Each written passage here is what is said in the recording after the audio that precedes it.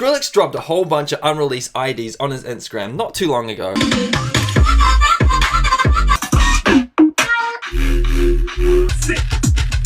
And apart from the obvious fact they all sound amazing, there's a lot to be learned from them. And one of the little production things that stood out to me in one of the clips was the way he just builds up into a snare hit. It's just, I don't know, you gotta hear it. So hi-hats, reverse sine wave, and something like that. So I attempted to recreate it, and I'm gonna show you how I did it. I don't know, I just found this particularly cool. It's innovative. It plays on the fast hi-hats from hip-hop, but also the reverse kind of random sine wave that we get from EDM. So best of both worlds. So I'm going to do hi-hats first, and then we'll move on to the sine wave. Fast 30 seconds, I think. Nice, we're going to go ahead and consolidate.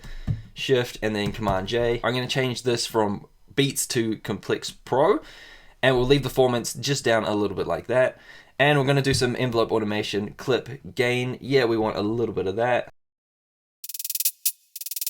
And we also want transposition, aka pitch. So a lower pitch into a higher pitch. And that's the hi-hats, very hip-hoppy. Nothing too new, a lot of people have done that before. It's down to this kind of... Skrillex is a percussion / drum genius. Normal snare on the third beat, but adding a little in the background, just a little resonance. So how do we create that? I did it with Operator. I'll mute this and try to recreate it again. Find the right note.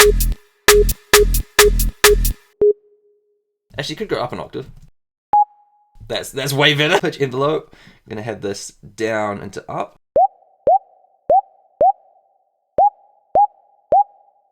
And release is good. We want a little bit of a tail. If it was just, that's not cutting it.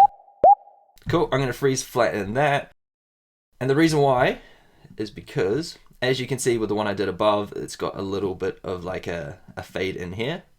And it's not exactly on the beat as well. You want to save this for your transient cluster here, and then initiate the sine wave after. Blend it into the mix with a lot of reverb, a lot of overdrive, maybe a bit of OTT. Not in that order. A little bit of chorus, make it wider. But of course we're missing the all-important reverb into this. So we're going to duplicate this, send out the fades, and we're going to bump up that reverb a lot. Freeze flatten that. Cool, we will take that, hit R to reverse it. Fade it in. And the most important thing, like you can see in this one, is the transposition. 5 to 0. Warp mode to tones. Here we go. Where's the transposition again? Since we added the pitch envelope at the start of Operator, it's kind of going back down in pitch, so we need to trim off this end. And then extend it out to there again. Still hearing a little bit of that. Cool.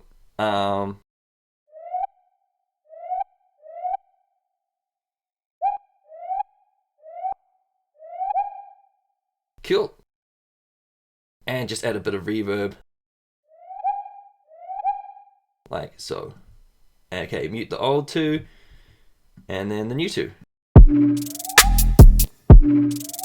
I'm going to do something I didn't try originally, but I'm going to try this now. Auto pan, turn the phase to 0, rate 16ths.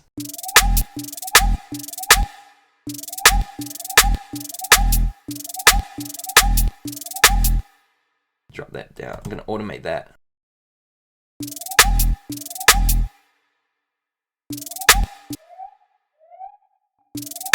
It needs to be louder.